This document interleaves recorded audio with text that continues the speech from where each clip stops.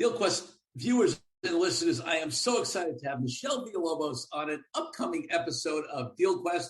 I've gotten to know Michelle personally. I love her work. I've done her work. I'm excited for you to hear about it. Michelle, what are folks going to hear about on your episode of DealQuest?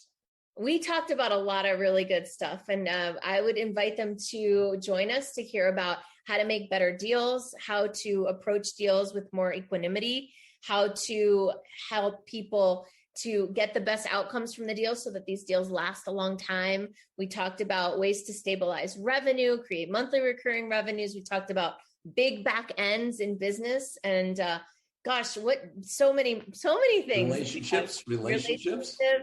How to build relationships of value over time without being manipulative or pushy or without having to persuade. I'd listen to it. I love it. Folks, definitely check it out. This was a great episode. Check out Michelle Villalobos on an upcoming episode of DealQuest. Do you want your business to grow faster? Are you open to new and out-of-the-box ways to drive revenues and increase value? How do you imagine the most successful entrepreneurs and business leaders double, triple, or expand their businesses tenfold or more? The answer is deals. This is a weekly podcast featuring conversations with business owners, executives, and leaders as we reveal behind-the-scenes details that give you, our listeners, the confidence to pursue your own deal-driven growth. On the show, we discuss a huge variety of deals, everything from large, complex mergers and acquisitions to smaller deals that you can do even without significant capital. My name is Corey Kupfer, and I've been supporting deal-driven growth for businesses for 35 years as a successful entrepreneur, professional negotiator, and attorney. My goal is to help you strategize, plan for, find, and complete deals that will help your company grow faster. Welcome to the DealQuest podcast. Let's get started. I am so excited to have Michelle Villalobos with us. She is the founder of Superstar Activator. It's the host of Awaken Your Inner Superstar podcast, creator of Superstar Business Breakthrough Program, Make Them Big personal branding system, and Retreats to Riches online course, among others. Our mission is to activate influencers, leaders, and superstars to grow their businesses and increase their impact in sustainable, energy-rich ways. She's been an accomplished speaker. I'm not going to go through the whole list of her accomplishments. It's huge. The full bio will be in the show notes. I will personally attest. I've had the pleasure of doing some of Michelle's work, and I am a client. I am a fan, and I am so thrilled to have Michelle on the DealQuest podcast. Welcome. Hi, thank you. I appreciate that so much, Corey. So before we get into all the great stuff you're doing now and how it applies to deals, and I want to take you back. And when you were growing up as a little girl, what did you want to be? Because my guess is this top-notch speaker and facilitator, whatever, might not have been it, but you tell me, maybe I'm wrong. No, and I didn't even know you could do that for a living. That was a dream come true, really. I mean, what didn't I want to be at some point, right? I remember I still have this book that they made us do in, I don't know, second grade, let's say, where it was like what I want to be when I grow up. And I literally divided the page into 4. And I know one of them was astronaut. Another one was teacher. There was a picture of a bird. So I don't know what that was all about. And I don't actually remember the 4th, but from early on, I was like, no, I didn't want to commit to any one thing, but, I mean, I wanted to be a star. I wanted to be a superstar. I dreamt about, I loved being in plays and shows and acting and singing and dancing and dressing up. I used to do this talent show in my cousin's basement where I would, I created the invitations to the talent show, and I'd organize the numbers, and I'd invite the kids, and I'd set up, I did all of it. And the parents would sit there and watch our talent show, every year. So I think I'm doing exactly what I wanted to do as a kid. I love it. I feel, it's just in another form, but it seems pretty consistent. I love it. Okay. And one more question looking back. What was your first deal of any type? It could be when you were a kid, older, whatever comes to mind. In college, I guess this was my first deal that comes to mind, business at least.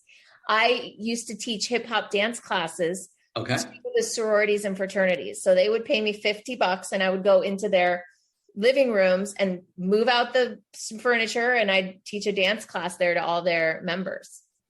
I love it. I love it. I love, early entrepreneurial stories and see, where people came from.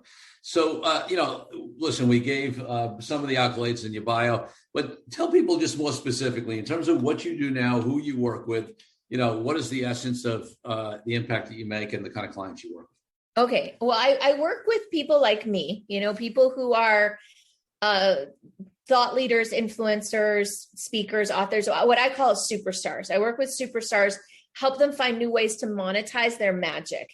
And when I say monetize their magic, I mean that instead of monetizing their time or their effort. So finding energy rich ways to create new revenue streams that don't require, slogging through, doing more work, sacrificing lifestyle, that sort of thing. And then one thing that all my clients have in common, and this is what a superstar is they're bringing light to the world. They're uplifting, they're adding value, they're contributing, they're making the world a better place in some significant way. I love that. And listen, I've gotten to know a number of the folks in Michelle's community, and they are just, superstars is right. Great people to be around. And, and Michelle's definitely been a big part of that. So that's great. So let's talk a little bit about, because obviously a lot of your work is around helping people create, this impact and ascension models to be able to build up in the various offerings that they make, which has been, my experience with you. That's been great. And we want to hear more about that. But there are some fundamental concepts that you teach that also apply in a deal context, because they apply really to any kind of relationship. So let's talk about those first. So essentially, the way that I look at deals, the way I look at relationships, the way I look at business in general is, can we create something where I win, you win, the people around us win, the people in our communities win, the people in the world win, and even to take it to the highest level, like there's a spiritual win. There's a win beyond the wins, which is, adding energy to the field, uplifting humanity in some way. And that's really what I'm looking at now in my old world, because there was a decisive shift in my life in 2014. I did things back then. I did the MBA, I got the straight A's, I made a lot of money, I worked in the corporate space. Like I did a lot of things because I thought I had to, and I should do them. And I had a big breakdown. I finally couldn't keep up with the pace or all of that. And I had a, big breakdown that led to an awakening, really. And an awakening of like, why am I on this planet? Is it to work? Is it to make money? Is it to why am I working so hard to do these things? And I had lost track completely of my joy, of my true self, my highest self. So in that whole process, I came to know a whole new way of looking at business, a whole new way of approaching it. One that really from the inside out, like focusing on me as a human, developing myself personally, meditating, yoga, opening my heart, like all these things that people do not associate with business. And I didn't either. And from that place, creating new agreements, new relationships, new deals, new programs, new offerings. And the difference is night and day. My business, my life feels completely different than it did 7-8 years ago. Yeah. So it's interesting because, a lot of times the stuff that I do around deals and negotiating, right? People have these perceptions that the way you, successfully negotiate and the way you get deals done is all around, leverage and advantage and, games and one of the reasons I think you and I have so hit it off from the minute we met is because our philosophies are so aligned, right? And not only do I believe that you don't need to do that, but it's actually less effective, right? Counterproductive in the long run. Yeah. Yeah. You might make a deal because you persuaded, pushed, manipulated, cajoled, like you got your way. And how's that deal working out for you 5 years later? Right. No? Right. Yeah. And that's why I love the fact that you've been doing a lot of this work around relationship, because one of the things that I often say is that in business, right? And it's true in most things, but certainly in business, which is where, I play professionally. I always say that a negotiation or a deal is usually either the start of a new relationship or the continuation of an existing relationship, right? Whether that's with a business partner, a vendor, a client, a key strategic partner, whatever it is, right? There's very few situations in business where you're doing something and then you're never going to deal with the person again. And frankly, even in those cases, you get a reputation, right? And those are rare.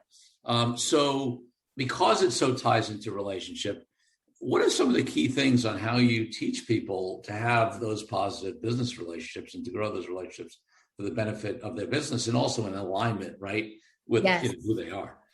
Well, you just said number one is like really being in true alignment with yourself first, right? Coming into a negotiation, I would imagine the traditional sense, people come in and they come to the table. They're like, this is what I want. Let's see what you want. And let's work this thing out. And one thing that I remember my dad or somebody like that once saying is like, a good deal is when both people walk away dissatisfied, or something like that. Right. I'm totally talking about the opposite. Like you come to the table, a complete person, really like from a place of sovereignty and like, I don't need this. I don't have to have this, like, even if it's really true that you think you need it, right? Getting to a place of detached neutrality and like trusting in your own, like, that coming to the table that way, as opposed to from the position of being down here. Like, I must have this person has all the power. I've got none of the power. That's like completely not a great place to enter.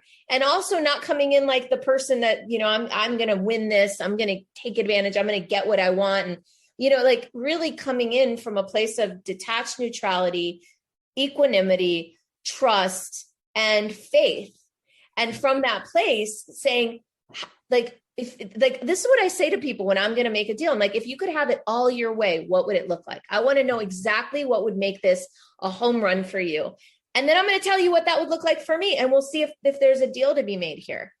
I love it. It's so funny because anybody who has read my book or listened to this podcast understands and thinks about the thing you just said, you just described. And the last thing you said was what I call clarity, right? Getting 100% clear on exactly what works for me, what works for you.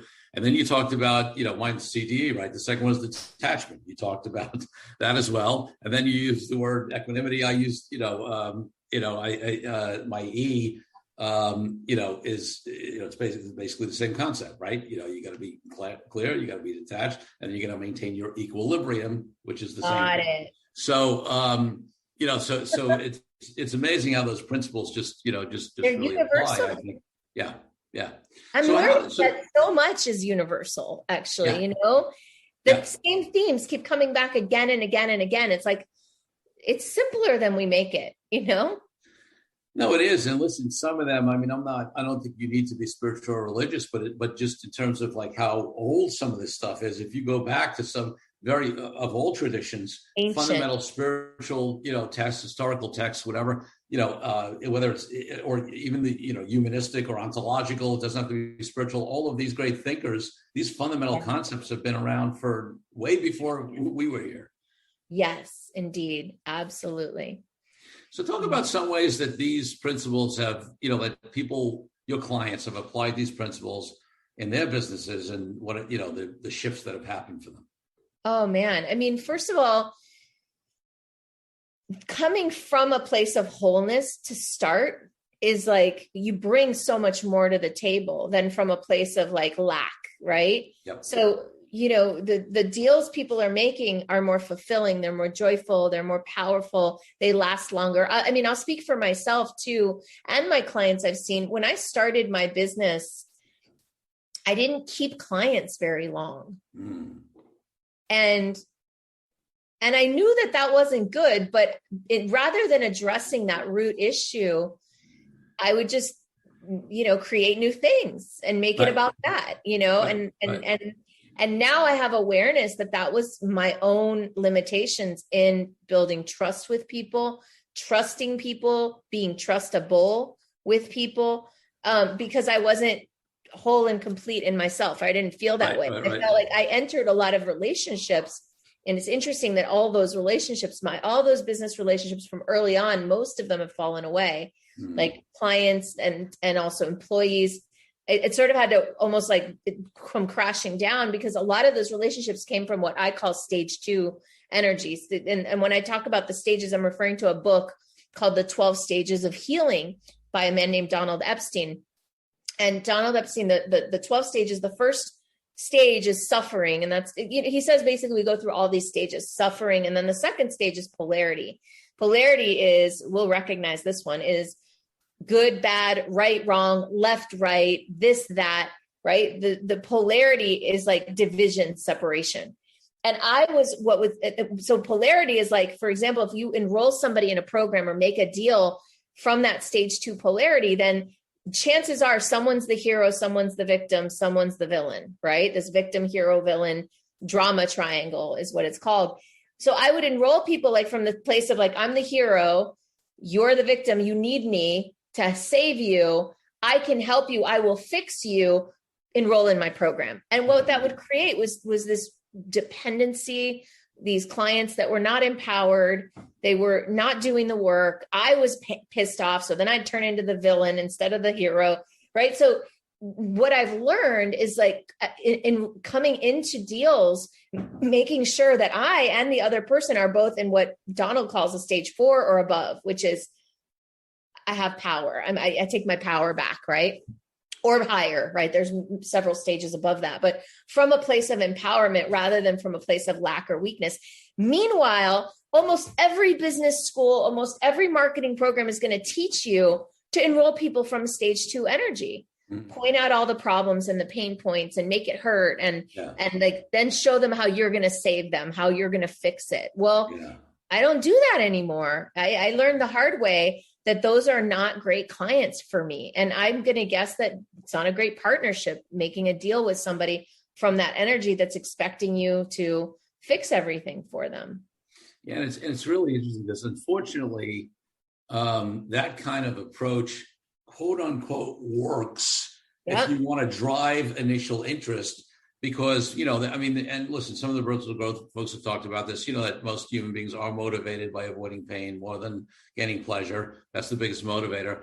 So, if you want to manipulate that and you have a good marketer, quote unquote, you're going to create a funnel that creates a lot of leads. But the question is, 1, who do you want to work with? 2, where do you want to come from? And 3, what kind of relationships and success do you want to have in the long term? Are you just looking to sell some online program as a one-off to a bunch of people that it's not going to help most of them? Or are you looking to really make a difference? Right. And the thing is, you can find someone that's in stage 2. And the question is, can you help them get to a place of empowerment? Right. When they make that deal, when they make that purchase, right? Because there is a distinction and someone can, and we do it. And we've talked about it. Like, there are questions you can ask, like, how important is this to you? Are you committed? How committed are you? Are you willing to do the work? How much work are you willing to do? How much is too much? When would you stop? So there are questions that you can ask people to get them like, and then when they drop down into that stage 2, you can say, remember that version of you that was so committed, that was so empowered, and helping them. That means that part of them is still there and you can access it. And I think there's a difference between listen, obviously as somebody who is so great at what you do and is and helps guide people and facilitate people and whatever, you have experience that some folks, may not have had. So, but I think the difference is because, that could become that hero complex, right? Easily. But the other place that it comes from, really the place for you that I've seen it come from, and I'm committed to this as well, is sometimes, like I talk about these times in my life, I will not forget them or the people who saw me bigger than I could see myself in the moment, right? Oh, yeah. That's the big difference. It's not about me. It's, just because, and a lot of times it's just easier. In fact, I see stuff in other people I can't see myself, right? So, the ability to have somebody who stands for your greatness beyond where you can see it, that's magic. Exactly. Oh yeah. That's so true. And what that involves, at least from a practical kind of standpoint, is like holding a standard and letting people meet us there rather than dropping the standard for the person, and that doesn't mean we don't have empathy. It doesn't mean we don't care or listen, but it's like, I know you can do this, right? Meet me here. right? Yeah. And listen, there's all kinds of stuff. I mean, you see it with, with kids who go to bad schools, and, and whether teachers or the parents or the culture or whatever have low expectations of them. Yes. And then maybe they get into a situation where there's a new principal or a teacher or a coach or somebody who believes in them. And, their whole thing changes, and they're the same person. They have the same capabilities. It's just a matter of how they were held, and therefore how they were able to see themselves. Stand and Deliver. Do you remember that movie? Yes. Edward James Olmos. I loved that movie. And I think that was the whole thing. He came in and he raised that standard, and those kids met him there. Yeah. And it's a true story. Yeah. 100%. I love that. Wow. All right. So do you have, obviously, without, revealing any confidences or names or whatever, do you have an example or two, or somebody, you can talk about a situation where people sort of came in one place and what they were able to achieve? Yeah, I guess so. I don't think she would mind me sharing. I won't say her name though, okay. But at the last retreat, well, and let me pre-frame this or preface this by saying one thing that allows a person to take their power back and to rise very quickly, I've discovered recently, especially in the last few years, is when there's an area of pain or discomfort, meeting it head on. And like going into it, because and that sounds very simple, but it's not, because most of us are taught, at least most of us are taught, that you want to avoid discomfort and we want to escape that. So, we'll eat something, drink something, buy something, somehow avoid or distract from feelings of discomfort. Now, one of the things that we do in our events, and you've been there, is we tell people right up front, like, there's going to be discomfort here and we're going to meet it. We're not going to avoid it. We're going to go there. So at a retreat recently, we had a woman who was really uncomfortable. She was meeting up all of her limitations, she was total stage 2. And she was like, so upset. And I was like, all right, let's hear it. Let's hear all the ways that you've disappointed yourself, all the ways that other people have disappointed you. Let's go. Let's hear it all. And she went off and like, and this, and this, and then this. And she's in tears, she's sobbing. And she all of it came out. And then finally it started to slow down. And I was like, so what's really true? She's like, I'm better than this. Wow. I'm bigger than this. I'm more than this. And she like worked herself up into this like really empowered state. She actually got up on top of the table at the retreat, like declared like, enough of this. I take my power back. I deserve better than this. And from then on, that weekend, everything was new. Everything was fresh. Everything was available to her. And it was because she felt the feelings that she'd been avoiding and trying to not feel. Yeah, I'll tell you what, it's interesting. I mean, people have heard me say mindset is everything, we just, I think the episode that aired 1 or 2 before this one's going to air was a little compilation we did of a best of some of the podcasts on a mindset of a deal maker. Like, because one of the things I always often ask people is like, what do you think? Like, what makes somebody a deal maker? What makes you a deal maker? What makes you, right? And it's just it's a mentality. It's one of the reasons I have this podcast is that I see so many people who are trying to grow organically, right, through sales and marketing. And you need to do that. You need to be able to get a customer, a client, whatever. That's absolutely crucial. But they don't also look at the potential to go through deals. And a lot of times in the beginning, it really has to be that mindset shift. They don't see themselves as a deal maker, or they have a perception of a deal maker in a certain way, like, that it's right. Wheeling. You can't do it with integrity. That's sleazy, whatever. Right. But there are so many people that do deals with integrity, with alignment.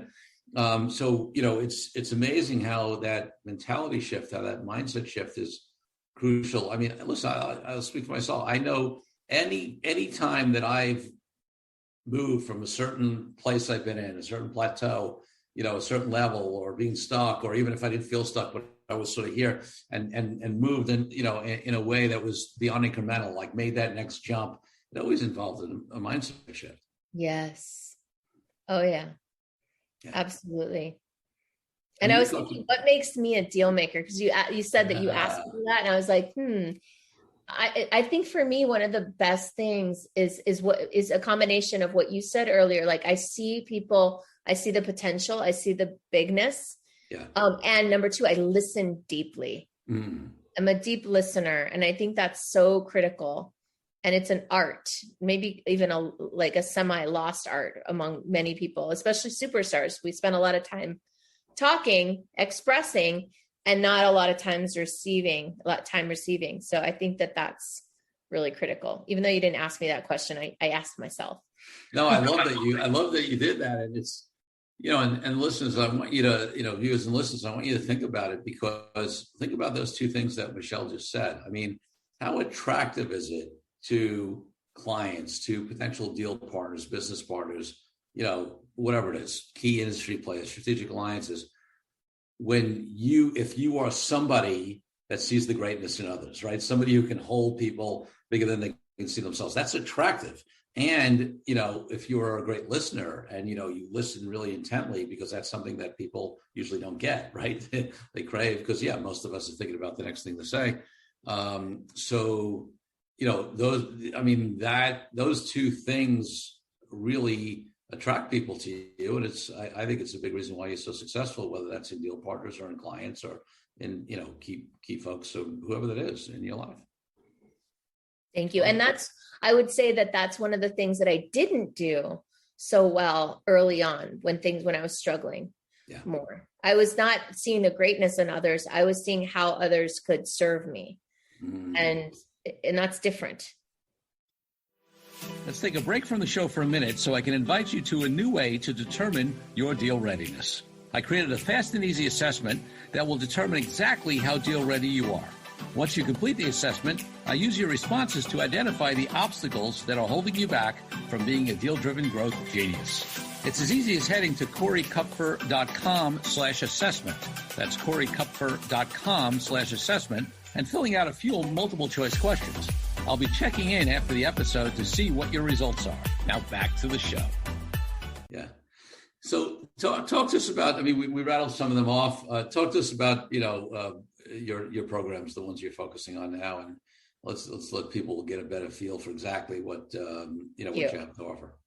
The primary program, my foundational signature program, is the one that you went through, the retreat, the business breakthrough program, which is more than just a retreat, and the crowning glory of that program is a 3-day immersion experience, which we do now virtually and we do it live, and we alternate. And that program, I do it 4 times a year. And that's really I can pretty much guarantee that if I enroll somebody into that person, if they're a right fit, they're going to walk away having had a big, big breakthrough in how they generate revenues for their business, what kind of programs they're offering, something that has legs, that has long-term monthly recurring revenue potential. That's the goal, for people to walk away with that.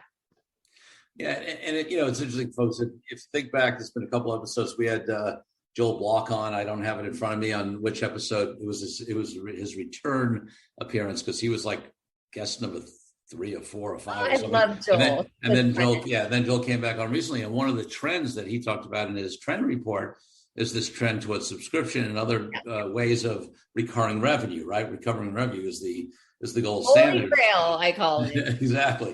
And listen, it's the Holy Grail because it creates a more sustainable just lifestyle and reliability in your business ongoingly, but it also makes your company worth a lot more money. Recurring revenue has higher multiples, valuations if you ever exit your business, because it's reliable income, other than, very different than transactional income. And that's across industries. So, learning how to do that, right? It's interesting. Some people think that because I have a deal podcast, I'm just going to have a bunch of people who sold companies or investment bankers on. There's a reason why I have a broader variety of folks, because if you go to one of Michelle's programs, if you go to this program, trust me, and you build a recurring revenue model, right? You're setting it, not only, is that great ongoingly, but you're setting yourself up for a later deal if you want to exit your business at significantly higher value than you would otherwise. Oh yeah, absolutely. And especially one of the things that we do is we help people create monthly recurring revenue by creating some sort of culture So a community that is really more than just a community, a collection of individuals, but people who have shared values, shared standards, shared language, shared vision. So how do you build a collective, a culture that is doing monthly recurring? That's way stickier than just, a typical like Netflix type of model where people are buying a commodity or a product. Right. So you're talking about the combination of recurring revenue, but also at a higher ticket, right? At a higher ticket. Right. Because that's one of the things you teach as well is that, you're I would say, folks, if you are looking to build a model where you're doing a, huge volume of low end products, then Michelle's not your person. Yep. Okay. But if you're looking to, and what's interesting to me, Michelle, and maybe you'll talk about sort of how you combine these things, because what I find with most folks out there is that some folks who teach recurring revenue, it is at that lower level, right? It's that, 197 online product or whatever. And that's not the start of an ascension, right? It's just what it is. Or they are teaching high ticket, but they're teaching high ticket and that's much more customized and one-off, and there's not recurring revenue with it. Right. So talk about a little bit how you combine, what had you come to combine those two things that you could have recurring revenue at a higher level?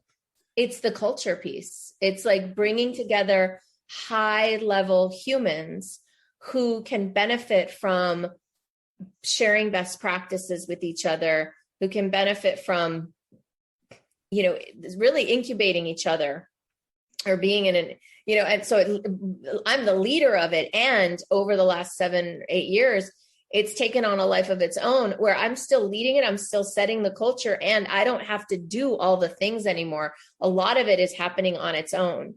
And so it's creating some sort of culture that you can lead and serve, but you're not in it, being the source of all the magic all the time. So in one, like my case, it's kind of a mastermind group coaching model, but it could be a lot of different things. We have people that are doing, agency work like that on the back end, but bringing together the culture piece by bringing the individuals together to brainstorm, to mastermind on a regular basis. That's the glue that keeps them together. And then what happens is those people can become ambassadors of the thing or even certified in the thing and take it forward even from there. Love it. Yeah. And there's the power, for me, this also speaks to a mindset shift, or at least a mindset you need to have. Sometimes it's a shift because you didn't have it earlier, where that, for those of us who are speakers, who are facilitators, etc., it's so easy for us to default to we're the ones who know and we're the ones who have to deliver all the content and it's all on our shoulders. And whether that's just because we don't trust people or because it's our ego or whatever it is. And there's so much wisdom. If you have the right people in the room, like you put together, there's so much wisdom in that room, right? Magic every single time. And I have to remind myself to get out of the way and to allow the magic and to not take on the burden of having all the answers. Like, because people will project that on me and be like, Michelle, what do you think? And I'm like, wait a second.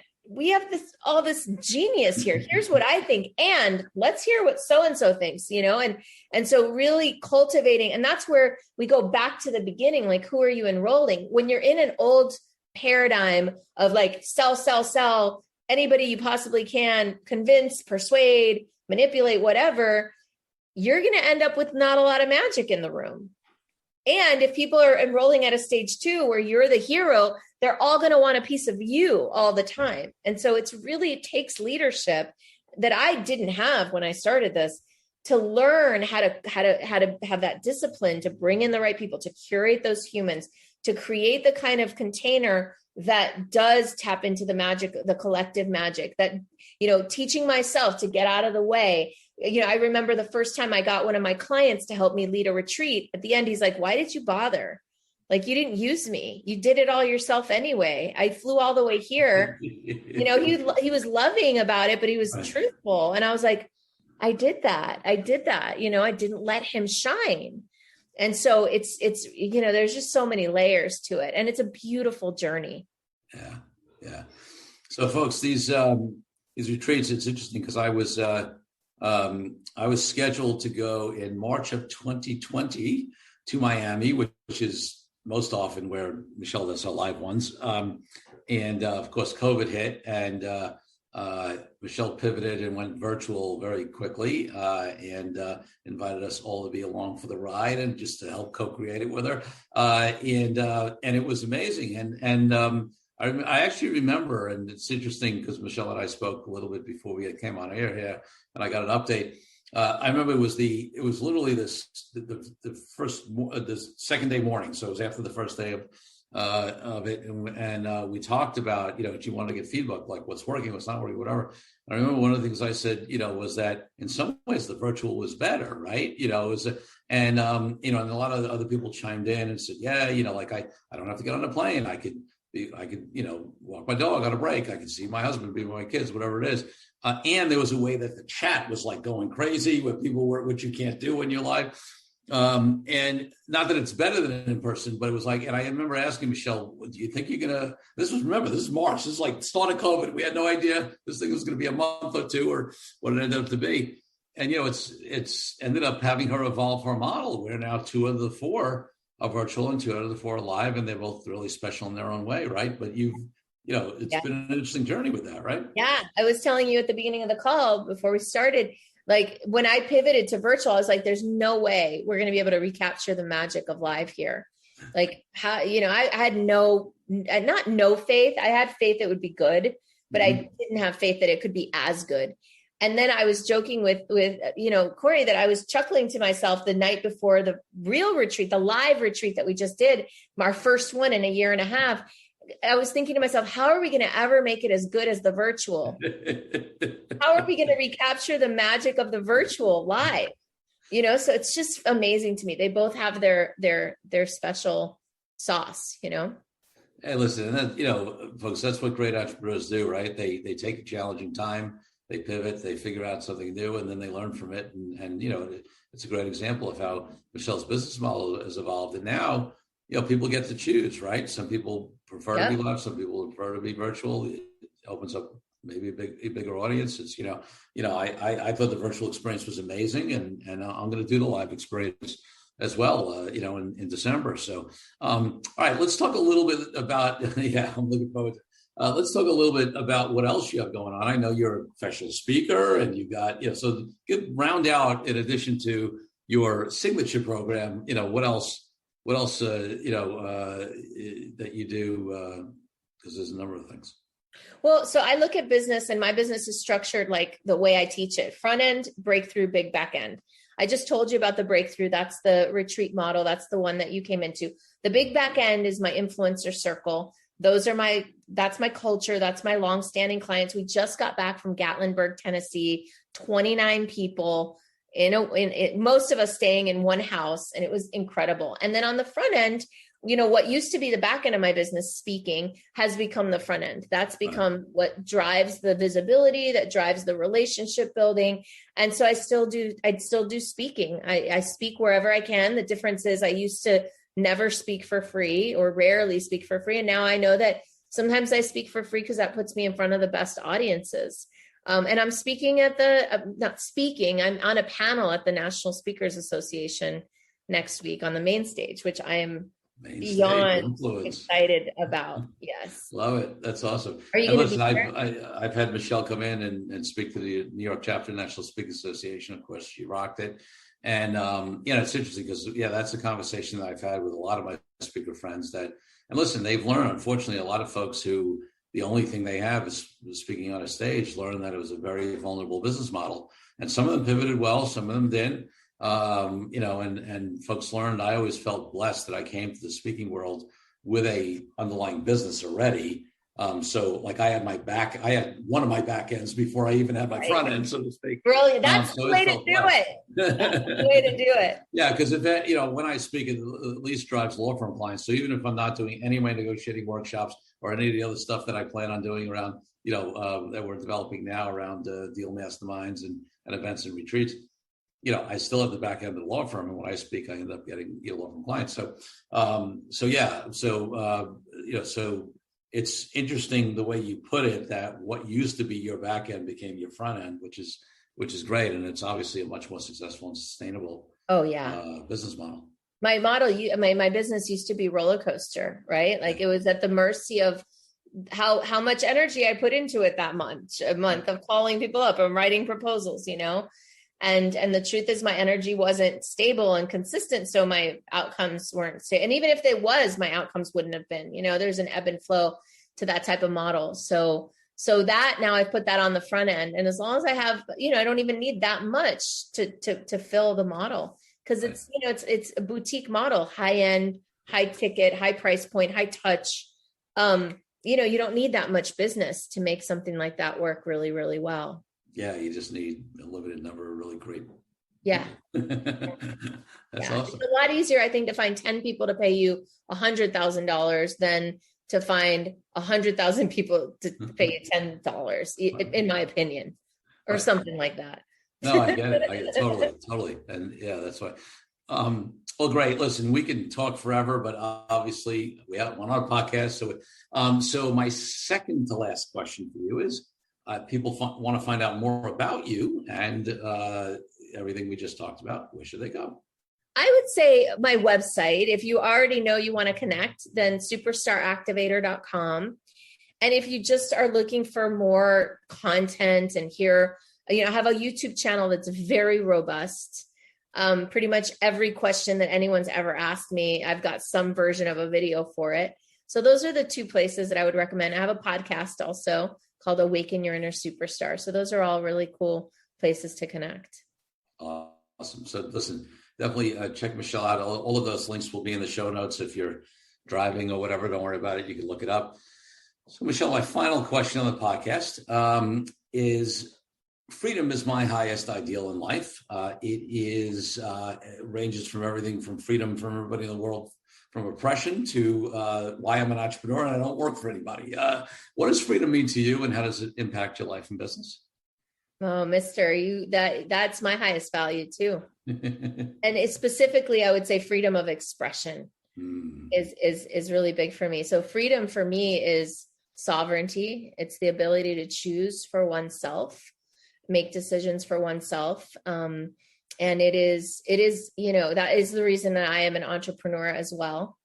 And I'm an American citizen by way of my Cuban parents who came to this country to escape. Well, especially my dad. My mother, she's half American, but my dad, was an exile from Cuba, and his great uncle was shot by a firing squad for being an entrepreneur himself. Like there's a lot in my past, in my legacy, in my ancestry that I really hold that in very high esteem. And I really value what this country stands for and the ideals of the Declaration of Independence, the Constitution, the Bill of Rights. I'm a big believer in all that, and knowing at the same time that the country has not always lived up to those ideals perfectly, just like I've not lived up to my ideals perfectly through my life. And so I have a lot of hope for this country, because I do believe that we've got the right heart and we mean well.